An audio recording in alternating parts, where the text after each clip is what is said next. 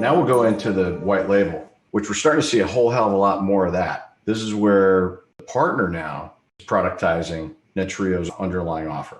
To the market, they're going to take their own branded managed service offering, surround it with some other things that they're doing that are core to their business. And they're going to then develop their own go-to-market strategy, sales strategy, marketing strategy, but building off of what Netrio already has. So my advice anytime somebody's thinking about doing white label, step one, emulate exactly what the white label provider suggests, because you don't want to go off and reinvent the wheel on something new. Emulate it, copy it, those tools are there. Then once you've gotten up to speed on doing it the right way, then you can start modifying it, customizing it, surrounding it with other things. Some of the benefits we talked about, it's ownership of the client. It's adding more value. It's enhancing that trusted advisor status. It's going deeper into not just stopping at the sales and the implementation of the solution, but taking that further.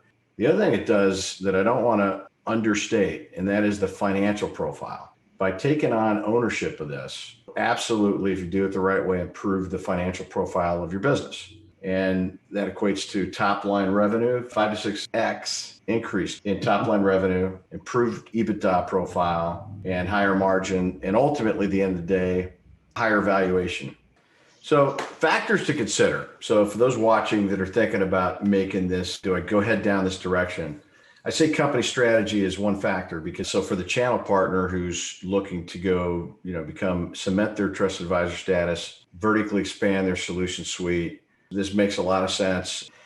But there's also companies out there that it might be VARs, it might be traditional MSPs that may be thinking about transformation, that your business is being threatened or disrupted. And this represents a path to get into building recurring business in a meaningful way. It's got to be known. It's got to be aligned with the executive team, top down. It's got to be something that the executive team is rallying around and committed to.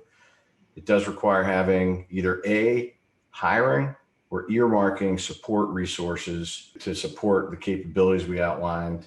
Certainly requires the ability to do billing. There's certainly risk versus reward, because anytime you're taking on customer billing and accounts payables, there's certainly risk, but that's obviously offset by the financial improvement. The more volume you drive, the more attractive it is if you're making an investment on the front end. But as you can see here, from the left to the right, setting up the product will help you. Owning most of the sales process, the only exception being that when it comes, because it's white labeled, when it comes to certain technical support, certain out of the box solutions, need to make sure that Netrio's got the capability to deliver that solution. But as you get into ordering, because setup is so critical, even in this white label case, Netrio is going to do a lot of that. Partner is going to be jointly part of it is through the project management and setup phase. And then as it gets into lifecycle management, certain things that Netrio is going to own. Thus the reason the company's white label to Netrio, because they don't want to go set up a 24/7, 365 knock. They don't want to deal with the engineering support. They don't want to deal with certain elements of managing the product. But then in the bottom right-hand side, all green means that partner, in this case, is doing the billing, collections, contract management, single point of contact. There's white label partners out there that the client would never know it's Netrio under the hood.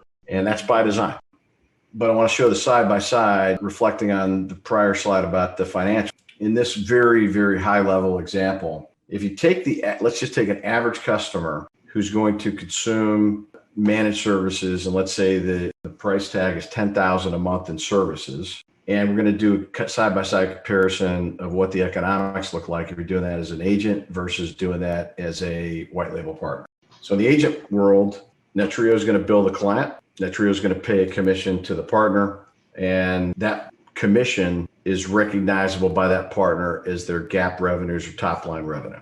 Below that line come all the expenses for running the business, all the SG&A, commissions that get paid out. And then you get down below that to an EBITDA number, earnings before interest, tax, depreciation, and amortization. Your annualized GAAP revenue, top line revenue is $21,600 on that $10,000 client. When you look at the white label model, the difference here being that the partner in this case is the one doing the billing, owns the client. And so if you start at that same exact $10,000, the gross margin on that, in this example, I'm just using round numbers, assumes that that partner's buying these same services from Netrio for $7,000. Gross margin is the difference between the buy price and the sell price to the client. But in this case, annualized top line revenue is $120,000. So that's where you get to that 5 to 6x number. Now, what are the drivers behind this? Certainly, you've got resource costs, you've got management costs. So there's going to be expenses in that white label side that you don't have on the agent side. But at the end of the day, you're going to have higher top line revenue and more likely, because you're taking on more risk, 9 times out of 10, more attractive bottom line profit to the business than in the agent model because you're taking on more risk. Now, I put asterisks here because there's variability in these, and it's typically around things like total volume. If a white label partner, the more they take on, the more margin they're going to make on the deals. And it's also going to factor in unique customers, because as we get into pricing out very complex solutions, the variability in cost can vary greatly. But if you're watching this and you're a channel partner, you're a VAR, you're an MSP, thinking about getting into white label managed services, and you have kind of on the back, you're off on the horizon, an exit strategy, or you want to build value for the business for raising capital or things along those lines, these are the factors you need to be thinking about. It's EBITDA performance, it's revenue growth rate, it's top line revenue. Some folks probably explored doing M&A, have heard about the rule of 40, and that is the combined EBITDA percentage plus the annualized growth rate. The higher that number is above 40, the higher the multiple is a general rule of thumb. Customer ownership is key. Intellectual property, proprietary things, and certainly revenue mix. And the more strategic it is, the stickier it is, the higher the multiple. And so in this case, we're talking about managed services, and that commands a very high multiple at this point, as does things like contact centers as a service, cybersecurity, which when you look at managed services, that solution supports all those.